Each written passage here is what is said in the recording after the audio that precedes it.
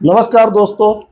आज हम आपको एक ऐसे शख्स से मिलाने वाले हैं जो कि भारत में जन्मे हैं और भारत की साइकिल के साथ ही बाइक से पूरी यात्रा कर चुके हैं। इसी के साथ पूरे विश्व के लगभग 125 देशों की यात्रा पूर्ण कर चुके हैं। लगभग 75 वर्ष की उम्र के यह प्रशांत जी गोलवलकर जी है और इन्होंने भारत देश में 12 ज्योतिर्लिंग के साथ ही 4 धाम की यात्रा भी कर चुके हैं, नर्मदा परिक्रमा भी कर चुके हैं। और यह जो शख्स है वह एक जाना पहचाना नाम है। यह अपनी एक स्वयं की पुस्तक भी लिख चुके हैं, दुनिया की सड़कें और मेरी साइकिल एक अनुभव। यह जो इनकी पुस्तक है यह एक जानी पहचानी पुस्तक है। इस पुस्तक में इन्होंने अपना स्वयं का अनुभव भी लिखा है। हमारे साथ जुड़ चुके हैं प्रशांत जी गोलवलकर जी। सबसे पहले तो बधाई कि आपने एक अच्छे संदेश के साथ, एक उद्देश्य के साथ इस भारत देश के साथ ही विश्व के लगभग 125 देशों की यात्रा कर चुके हैं। आपका उद्देश्य क्या था इन यात्रा को लेकर? सबसे पहला सवाल तो ये, आपने यह यात्रा क्यों की? आपके मन में यह यात्रा को कैसे आपके मन में की यात्रा की जाए? मुझे ऐसा लगा कि सामान्य जीवन जो मनुष्य जीता है वो मैं नहीं जीना चाहता था।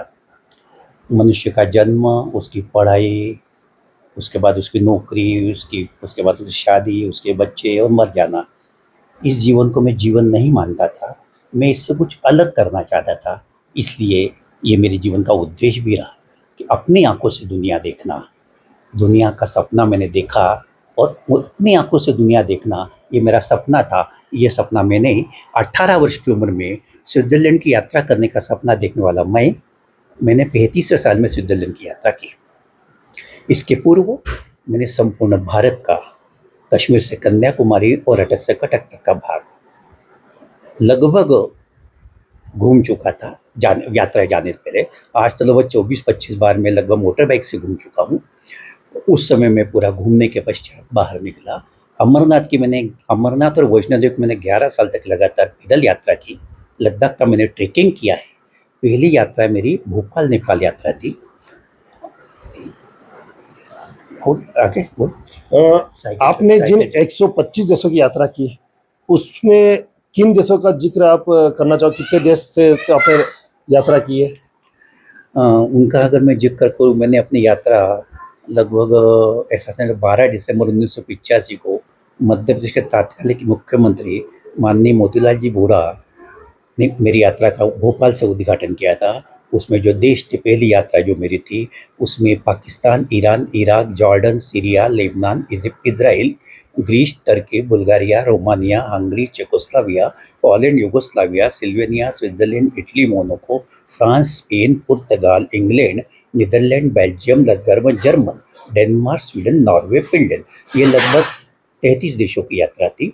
उसके पश्चात मैंने साउथ ईस्ट एशिया के थाईलैंड, मलेशिया, सिंगापुर, इंडोनेशिया, बाली, उसके तिमूर के बाद फिलीपींस के बाद Taiwan, Cambodia, Vietnam, China, Hong Kong, ये।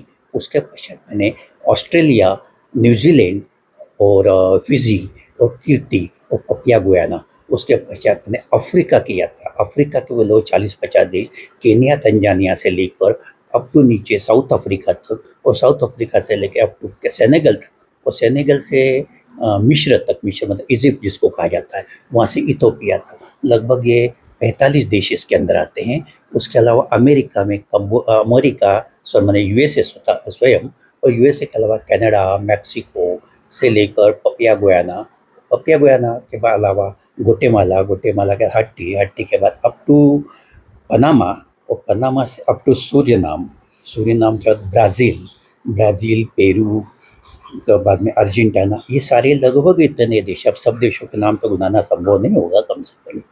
तो इतने सारे देश, सभी कॉन्टिनेंट, सभी महाद्वीप के अलावा सभी विश्व के आश्चर्य वो मैंने साइकिल से घूमे हैं। और लगभग 1.5 से 2 लाख किलोमीटर की बाइसिकल मैंने इतने सालों में, लगभग 1984 से लग आज तक, आज तक मेरी यात्रा यथावत जारी है।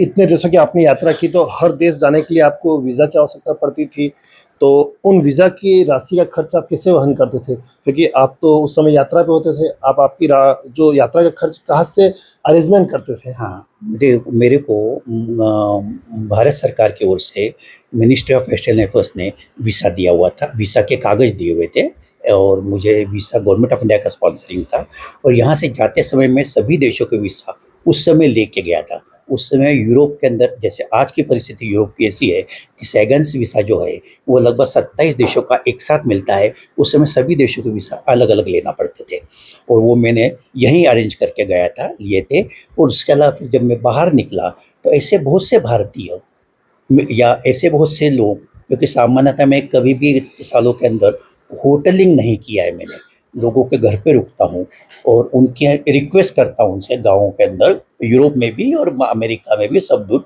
उसके अलावा मैं सर्वास इंटरनेशनल ऑर्गेनाइजेशंस का मेंबर हूँ। पूरे देश के 120 देशों के अंदर लगभग हमारी मेंबरशिप से उनके यहाँ भी रिक्वेस्ट से पहले अगर रिक्वेस्ट की तो उनके यहाँ भी रुकने की अनुमति होती है और 2 दिन तक उनके यहाँ रुका जा सकता है, वो सब व्यवस्थाएँ करते हैं।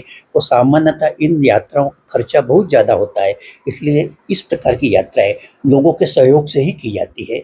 अगर आपको सहयोग अगर नहीं मिलता तो यात्राएँ कितना भी पैसा हो संभव नहीं होती, क्योंकि ये सब परिस्थितियाँ कभी भी आपके अनुकूल या आपके प्रतिकूल देख कर नहीं आती है। उनको सबको एडजस्ट करने के लिए आपको लोगों की सहायता की आवश्यकता लगती है और वो लोग ऐसी सहायता करते हैं कि सामान्यतः बहुत से लोगों के जीवन के सपने होते हैं कि हमने ये करना चाहिए, वो कभी जीवन में किसी कारणवश पूरे नहीं कर पाते। तो इस प्रकार के लोग जब उनसे मिलते हैं तो वो अपना सपना पूरा करते हुए देखते हैं तो उनका वो लोग सहयोग करते हैं। इस प्रकार के बहुत से लोग मुझे सहयोग करने के लिए मिले और मेरी यात्रा लगभग पूरी हुई। आपने लगभग 100 देशों की यात्रा की। इस दौरान आपको कहीं पर भी ऐसी किसी देश में कोई ऐसी कठिनाई आई हो, कहीं पे परेशानी का सामना करना पड़ा? यस, इसको मैं हमेशा अंग्रेजी का एक शब्द उपयोग करता हूँ, SUFFER, सफ़र। ये सफ़र है, ये यात्रा जिसको आप कहते हैं सफ़र। और सफ़र का मतलब, यात्रा का मतलब सफ़र तो उसमें होगा ही, तकलीफ़ तो उसमें होती है, लेकिन हर दिन समान नहीं होता, हर दिन आपके अनुकूल नहीं होता और हर दिन आपके प्रतिकूल नहीं होता। इसलिए जिस प्रकार की परिस्थिति आती है उसके अंदर आपको उसको सहर्ष स्वीकार ही करना पड़ता है। और इसको मैं हमेशा, अध्यात्म की भाषा है वो मेरे, पर मैं उसको हमेशा कहता हूँ, आपके जीवन में जिस दिन स्वीकारावृत्ति आ जाएगी आपका जीवन बहुत सरल और बहुत सफल, मतलब बहुत सरल हो जाएगा, कोई टेंशन आपके जीवन में नहीं रहेगा। आपने बताया कि साइकिल के साथ आपने बाइक से भी यात्रा की। ऐसा कोई देश मतलब कहते हैं विदेश में तो बाइक की यात्रा भी नहीं करते नहीं, हो? बाइक की यात्रा मैं नहीं करता विदेश में। जी। विदेश में मैं हमेशा साइकिल से ही जाता हूँ, क्योंकि बाइक ये विदेश के लिए बहुत महंगी पड़ती है, वहाँ का पेट्रोल का खर्चा और उसको सबसे बड़ी ले जाना यहाँ से, क्योंकि आजकल के इस समय नियरेस्ट कंट्री के अंदर वीसा मिलना बहुत कठिन होता है। और इतना फ्लाइट के अंदर साइकिल फ्लाइट के अंदर जाती है, क्योंकि जो उसका जो 30 किलो का वजन रहता है, तो हमारे पास बहुत ज़्यादा कपड़े लत्ते या सामान नहीं रहता है।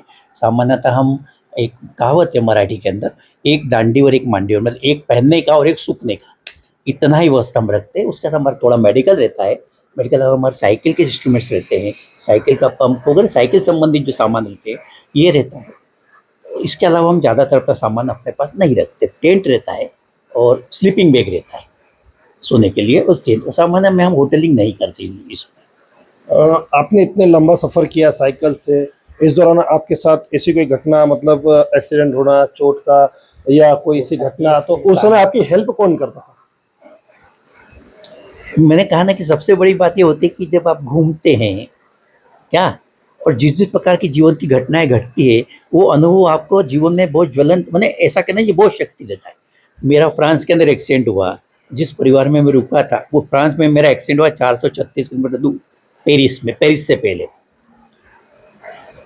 वहाँ से, और लगभग मुझे मेरा पैर, ये दाहिना पैर डिसलोकेट हो गया था, ऐसा सूज गया था, काफ़ी सूजा हुआ था। उसमें मैंने 310 किलोमीटर साइकिल चलाई और 310 किलोमीटर 2 दिन साइकिल चलाने के बाद एक परिवार में, फ्रांसीसी परिवार में रुका, नीली और आंद्रे करके, लाख कमोद होती है, पेरिस से लगभग 126 किलोमीटर दूर थे, उनके यहाँ रुका। वो साइकिलिस्ट थे, उन्होंने मुझे रोका और पूछा कि ये क्या हुआ, तो उनको बताया, तो देखकर वो स्वयं है कि इतना होने के बाद तुमने इतनी साइकिल चलाई। तो मैंने उससे कहा, मैंने अपने मन में कि मरता क्या न करता, आपको जाना तो था, आपको वहाँ रोते बैठते तो आपको कोई इलाज तो मिलने वाला नहीं था। तो उन्होंने मेरा लगभग 12-15 दिन तक इलाज करवाया अपने फैमिली डॉक्टर से लेके।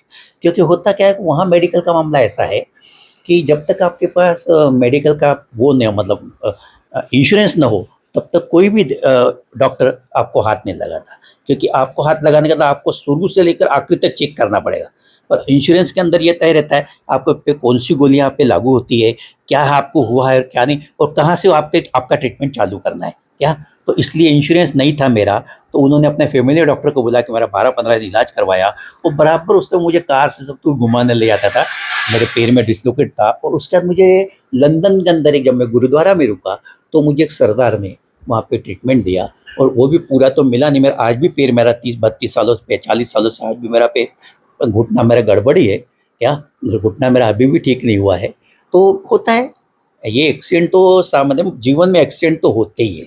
एक आम सवाल है कि आपने इस 125 देश की यात्रा की है, लगभग 125 देश की यात्रा। इस दौरान आपने सिर्फ एक ही साइकिल का उपयोग किया कि हर जगह आपको नई साइकिल क्रय करना पड़ी? मेरी साइकिल मेरा हमसफ़र, ऐसा एक विषय है मेरे गाड़ी किताब के अंदर। मेरी साइकिल मेरा हमसफ़र। हमसफ़र मतलब बीबी। बीबी को बदलने की अनुमति है क्या भारत में? नहीं, वो तो नहीं है, कुछ लोग बदलते भी है वैसे तो। नहीं है। नहीं है तो नहीं, पर कुछ लोग बदलते भी है। ये भारतीय संस्कृति, भारतीय हाँ, सभ्यता, हाँ, ये सभ्यता, हाँ। इसका मैंने भी पालन किया है। ओके। क्योंकि मेरी साइकिल हमेशा मुझे अभी भी कहती है, प्रशांत तुम थके नहीं हो, आगे की यात्रा की योजना बनाओ, मुझे बाकी बची दुनिया भी दिखाओ। मतलब मैं आपने तुम्हारे एक ही साथ साइकिल से थी। पूरी यात्रा की? मैंने कहा ना, बीबी को बदलने की अनुमति नहीं है। ये मेरा सभ्यता का विषय बोलने का, ये भारतीय सभ्यता है। सभ्यता पे यही विषय बोलता हूँ कि भारत में पत्नी को बदलने की अनुमति नहीं है। भारतीय देश या भारतीय नारी तू नहीं और सही और नहीं और सही, ये जानवरों का जीवन नहीं जीती। इसलिए भारत में आज भी सभ्यता मौजूद है। एक अंतिम सवाल, इस यात्रा से आप आम जन को क्या संदेश देना चाहोगे? वो जवानी जवानी नहीं जिसकी कोई कहानी ना हो।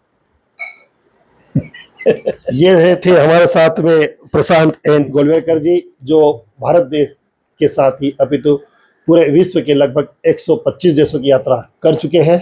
और आज इन्होंने अपना 125 देशों की यात्रा का अनुभव बताया। साइकिल के साथ ही इन्होंने यह यात्रा बाइक से की है और कई जगह पे इन्होंने पैदल भी गए हैं।